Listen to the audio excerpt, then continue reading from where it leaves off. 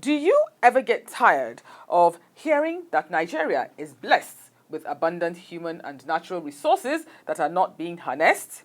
I know I do, particularly when the speaker is only complaining and not talking about solutions. Players in the maritime sector have chosen to be on the solution side of the divide, and so they came together to discuss the how of Nigeria's attainment of maritime hub status. It was not your usual lamentations fest.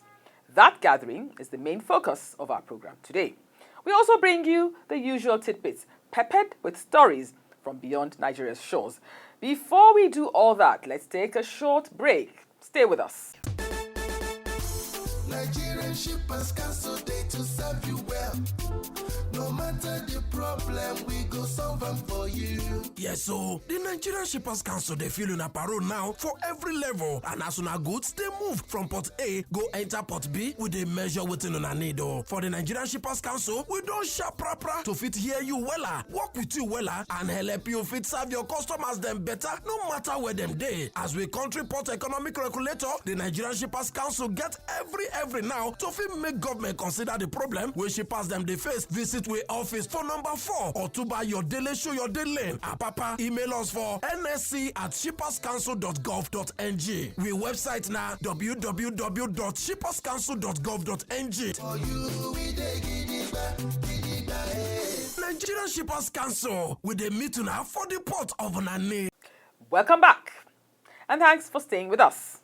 You're watching The Shipper, Nigeria's flagship maritime program on television, viewed all around the world. It's brought to you courtesy of Nigeria's port economic regulator, Nigerian Shippers Council. My name is Rekia Zikru Yagboyaju. Before the break, we told you about the gathering of experts in the maritime industry in Lagos recently. They examined prospects and challenges in that sector with a view to turning around the fortunes of the maritime industry for Nigeria's socio-economic development. Nigeria should identify an area in the maritime industry where we want to lead. Is it in production of crew? Is it in officers? Is it in shipbuilding? Is it in training? Which aspect? So we need to identify. That's part of that policy. The policy we direct us that this is where Nigeria wants to lead the world when it comes to maritime. And when we identify it, we work towards it. And in the next 5 years, by the time we gather here, we'll be talking about what we have achieved and no longer what we need to do. Everything is focused on security because of the high level of piracy in our waters. But what about the economic aspect of our waters? What roles are organizations like the Shippers Council, the security agencies, the port authorities, what role do they have to play in terms of economic development of our waters? What do we have as a strategy in order to become superpowers in the maritime industry? There's a lot of battle between the foreign competitors, the foreign players, and Nigerians, especially the area of freight. So government should also look at that so that to kind of a leverage or a leeway for us to really survive. When the foreign companies, increase freight, all these things affect the goods locally. By the time the importers pay higher freight, it go back to the end users. So these are the areas government should also look at properly. Lucy Lugbe has details of that report put together by Halimot Osifo. The Nigerian International Maritime Summit was by all measures a well-attended event. It reportedly brought together more than 1,000 participants, both from the public and private sectors around the world. For 2 days, these stakeholders, which also included those who joined virtually, discussed topical issues. There were 4 interactive sessions after the plenary. The side events focused on awareness on maritime domain, security, and trade facilitation, amongst others. The ultimate objective was to discuss the possibility of Nigeria becoming a major player in the maritime industry, given the huge potential in that area in terms of human capital and its more than 800 kilometers of coastline. The summit theme, Becoming a Significant Maritime Nation, is a compelling as well as timely topic. Africa has been described several times by non-Africans and Africans alike as the next frontier. Our politicians speak with passion about African renaissance. This summit focuses the attention on policymakers, regulators, and the industry operators on a critical segment that some consider the substratum for economic growth. For the Executive Secretary, Nigerian Shippers Council, coming after the Nigerian Maritime Exhibition, this forum was long overdue. He said it will afford participants the opportunity to identify gaps and prefer solutions to the various problems stifling the growth of Nigeria's maritime industry. He said Nigerian Shippers Council will continue to provide a solid regulatory framework that will guarantee fairness and protect the interests of stakeholders. The summit, in my opinion, comes at a time when the National Action Committee on African Continental Free Trade is mobilizing the various sectors of the national economy towards articulating an implementation strategy for Nigeria's participation in the Continental Free Trade Agreement. I believe that the rallying together of industry professionals and stakeholders in the sector to discuss and generate ideas that will improve maritime trade as well as create a logistic platform to drive ACTA is quite germane and timely. The Nigeria Shippers Council, as a member of the National Action Committee on AFTA, is partnering with the coordinators of this summit and is also partnering with the coordinator for AFTA transportation sector to create the desired awareness among stakeholders.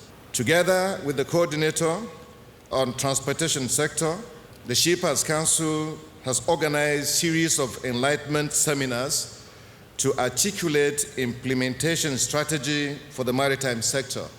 The success of the implementation of the African Continental Free Trade Area after it continued depends largely on Nigeria's infrastructural development, trade facilitation, maritime awareness, and security. A former Director General of NIMS, Mrs. Mfon Usoro, was of the opinion that systems need to be integrated to position Nigerian Shippers Council to enable it function optimally. Shippers Council is the one whose functions over the years tend towards being an economic regulator for the sector. So why don't we just pass the bill that makes Shippers Council the Transport Commission empowered statutorily instead of going through the back door that is generating conflict and court cases. It's simple. While another chief executive of NIMS, Raymond Amaseye, emphasized the need for Nigeria to take advantage of its vast resources in the maritime industry, especially in the development of the relevant manpower. Being a maritime nation requires more than producing seafarers or owning vessels.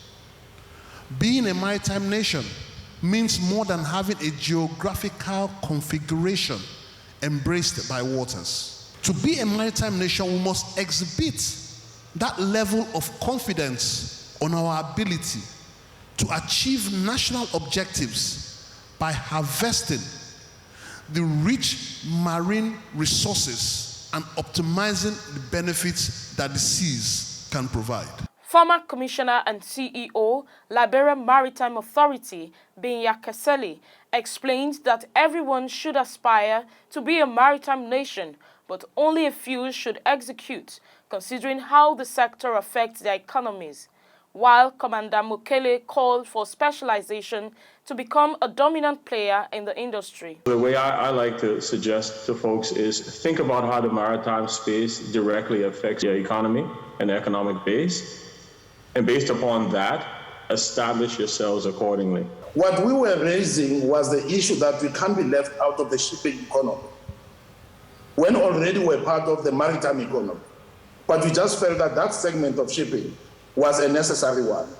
And the issue was never a confused issue. The issue was, how do we position certain countries as shipping gateways, that they aggregate the volumes, they build fleets, but those fleets are the carriers of African tonnage. Dr. Amani Abu Zaid, in her keynote paper, noted the impact of COVID-19 pandemic on African imports and exports, which she said has opened new markets in e-commerce. She pointed out that AfTA is a viable tool to accelerate African markets, and trade facilitation must be addressed to boost competitiveness in global markets. She pledged the support of the African Union member countries to improve the continent's maritime sector and sustain it as the engine of growth for international trade and development. Alongside Africa's internal efforts to develop and strengthen our internal continental markets, we should not lose sight of the need to strengthen our effective participation in global trade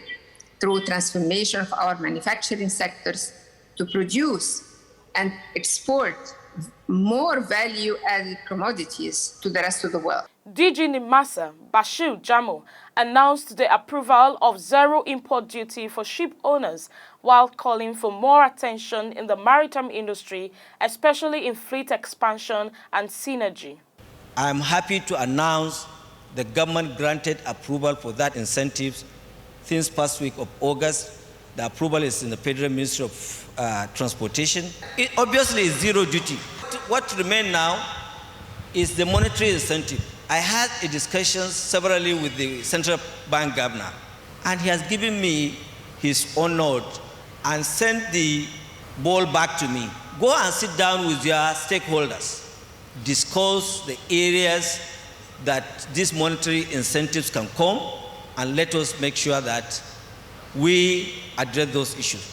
The immediate past executive secretary of the NSC, who in that capacity was also the chairman, National Fleet Implementation Committee, Mr. Hassan Bello, highlighted various interventions on making the Nigerian fleet competitive when it comes into being. In terms of regulations or laws, we are stacked heavy against private sector participation in shipping in Nigeria.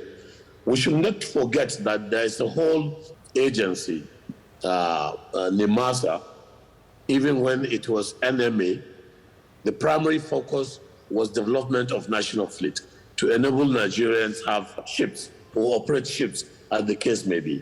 So that is also important, and NIMS was key member of that fleet implementation committee together with Nigerian Ports Authority. And we have indigenous ship owners who we cannot dismiss, who have tried so much and are trying every day to own and operate ships to fly the Nigerian flag. A major stakeholder and first female president, Nigerian Trawler Owners Association, Margaret Orakusi, who moderated one of the sessions, advocated strong partnership and effective communication among stakeholders to grow the maritime industry. We must have a lead. We must also have them collaborate instead of working either in competitors and acquiring same platforms, so they should talk more together. They should also review with intentions to streamline and remove some of the agencies that are involved. Commodore Daniel Atakpa presented a paper on maritime domain awareness and security. The purpose of this presentation is to briefly discuss Nigeria's maritime domain awareness in the context of these changes with a view to profiling a way forward. The traditional ocean economy resources, shipping and fisheries, and not so long ago, offshore oil and gas, which our forefathers have been engaged in. And the new resources are the marine biotech, offshore renewable energy, deep sea mining, and maritime tourism. Sustainability is that traditional maritime domain awareness principle that fuses the two of them together, the old and the new. Honorable Linda Ikpazu assured participants of the National Assembly support in enacting maritime laws to promote the growth of the sector. The Nigerian maritime sector is still rich with untapped potential, capable of driving socioeconomic growth and staving off the ravishing impact of the ongoing pandemic. The National Assembly is already paying particular attention to strengthening our maritime laws by critically reviewing the legislations on cabotage, merchant shipping. I am glad to say that we are working closely and actively with the Federal Ministry of Transportation to actualize the intent of these legislations. Some participants bear their minds on the possibilities opened up for collaboration in the maritime sector by the summit. What is the strategy for the national fleet?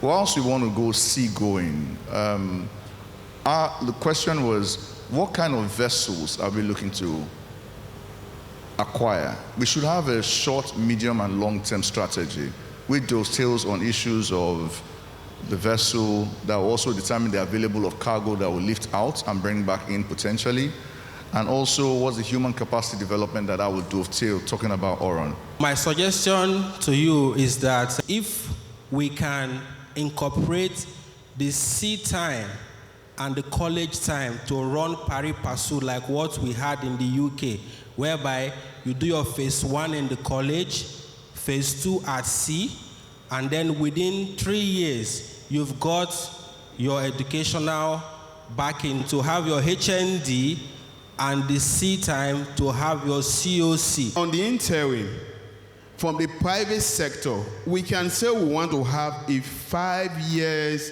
plan for the marine industry in Nigeria.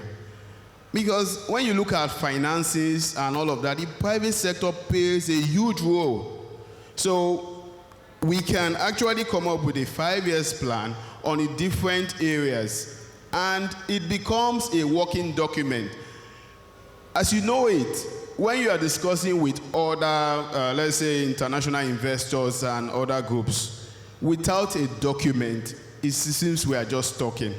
So I want to encourage that this particular International Maritime Summit, that we, from this platform, strengthen the maritime industry in Nigeria.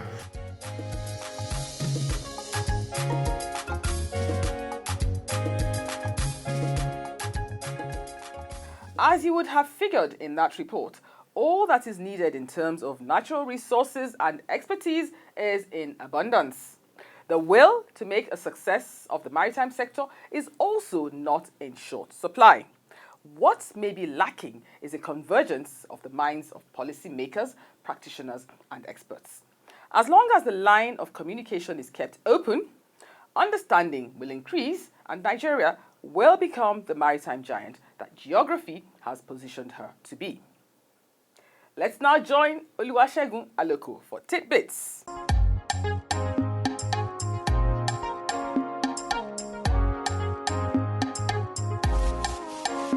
Hello, it's Tidbits on the premier maritime program on television, The Shipper.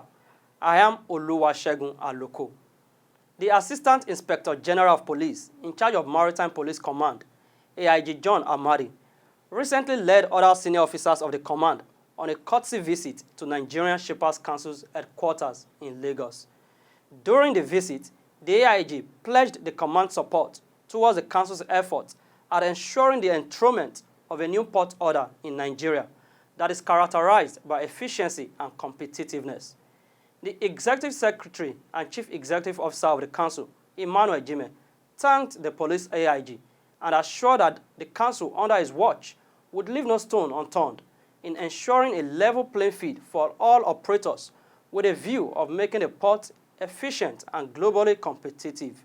The Shippers Council has a mandate to ensure efficiency in port service delivery so as to make our ports attractive and to make us, assume the status of a proper maritime hub. And in doing that, it means that some measures must be put in place in order to guarantee and to attract business to our ports.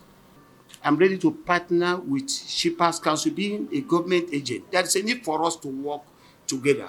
We will go back and sit down and see how we can fine-tune our strategy.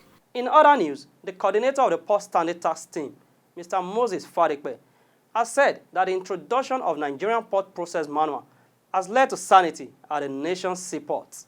Mr. Fadikpe stated this when he led a team on a working visit to Nigerian Ports Authority headquarters in Lagos. The Executive Director, Marine and Operations, MPA, Honorable Onare Brown, who represented the Managing Director, Mohammed Bello Koko, commended the Port Standard Task Team for its achievement and sensitization carried out.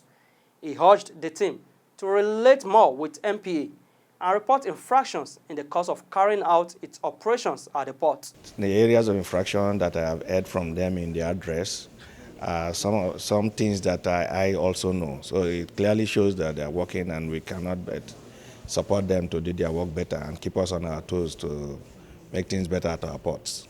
Now, let's cross over to the international space for some news on shipping. UK Sovereign Wealth Fund, CDC Group, is partnering with Emirati multinational logistics company, DP World, on African port development investments. The partnership, which has taken 4 years to come into fruition, will see DP World contributing its stakes in 3 existing African port projects in Dakar, Senegal, Sokna, Egypt, and Berbera in Somaliland. The platform will help entrepreneurs and businesses accelerate growth with access to reliable trade routes, and it will help African consumers benefit from the improved reliability and reduced cost of vital goods and food staples. The delays at Felixstowe Port have hit the headlines in the United Kingdom, with Maersk diverting mainline vessels away from the port due to berthing delays. The shipping line has opted for feeder calls instead. With the port handling 36% of the UK's container volumes, it is estimated by the Russell Group to handle an annual trade flow of more than $9.6 billion in goods. The Russell Group is an association of 24 public research universities in the United Kingdom. Based on modeling, Russell Group said that congestion at Felixstowe in the period 12 October to 25 December 2021 could impact some $2.72 billion worth of imports into the UK. Alex Osham, CEO and co-founder of Sencargo, noted that containers have been sitting at Felixstowe for 10 to 20 days, pushing it to the limit of capacity. Is this sounding familiar to anyone in Apapa Aziz? Just wondering. Let's move back home to Nigeria.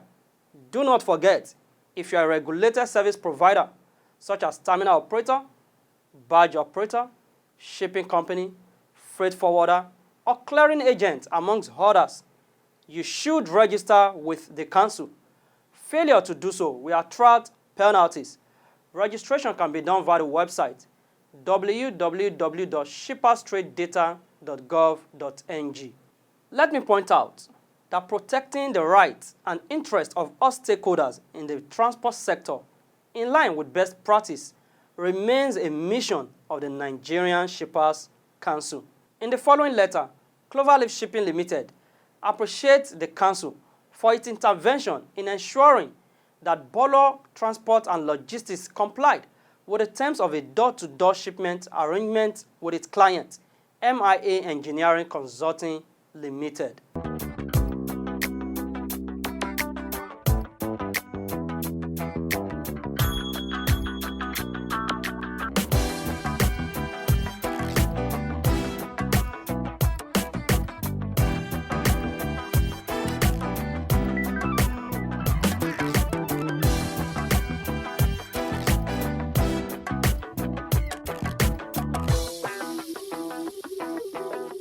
Finally, let's check out our complaint register for the week.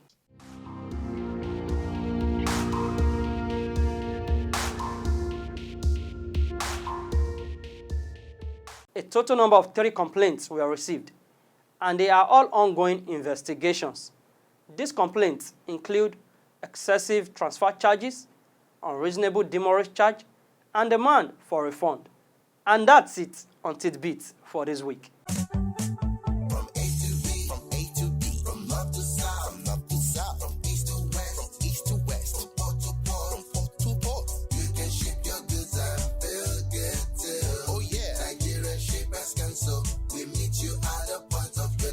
The Nigerian Shippers Council is now better poised with responsive systems in place to help you and other shippers get seamless, stress-free transition for your clients' goods from point A to B. Today at the Nigerian Shippers Council, timeliness, orderliness, transparency and efficiency is all we care about. Put your complaint through to our helpline. Visit us at number 4 Ayodele Shoyode Lane, Apapa, Lagos, or reach us on www.shipperscouncil.gov.ng. Nigerian Shippers Council, we meet you at the point of your need. Nigerian Shippers Council, we meet you at the port of your needs.